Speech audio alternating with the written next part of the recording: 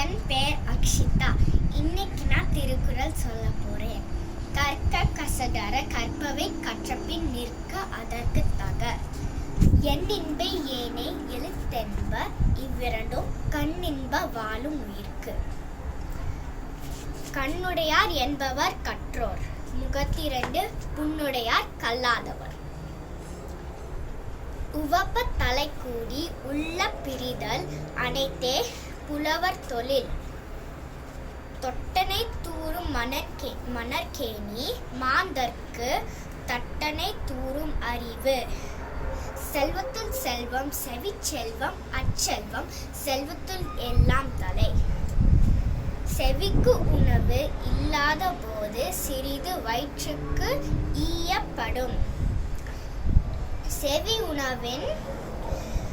உணவின் கேள்வி உடையார் அவி உணவின் ஆன்றோரோட ஒப்ப நிலது. எனைத்தானும் நல்லவே கேட்க அனைத்தானும்